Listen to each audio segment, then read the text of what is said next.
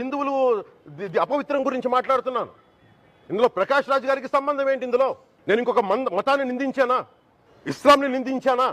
క్రిస్టియానిటీని నిందించానా? అపవిత్రం జరిగింది, ఇలా జరగకూడదు, ఫుడ్ అడల్టరేషన్ జరిగిందని మాట్లాడుతుంటే దీన్ని గోల చేయకూడదంటే, అంటే తప్పు జరిగినప్పుడు మాట్లాడకూడదా? ఒక అపవిత్రం జరిగితే మాట్లాడకూడదా?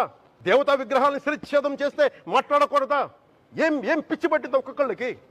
ఎవరి కోసం మాట్లాడుతున్నారు మీరు? ప్రకాష్ రాజ్ కూడా చెప్తా ఉన్నాను, నాకు మీరంటే గౌరవం. I have extreme respect for you. Shri Pavan Kalyan garu, నేను ఇప్పుడే మీ ప్రెస్ మీట్ని చూశాను. నేను చెప్పింది ఏంటి, మీరు దాన్ని అపార్థం చేసుకుని తిప్పుతున్నదేంటి? నేను ఇప్పుడు విదేశాల్లో షూటింగ్లో ఉన్నాను. 30వ తారీఖు తర్వాత వచ్చి మీ ప్రతి మాటకి సమాధానం చెప్తాను. ఈ మధ్య మీకు వీలైతే నా ట్వీట్ని మళ్ళీ చదవండి, అర్థం చేసుకోండి ప్లీజ్.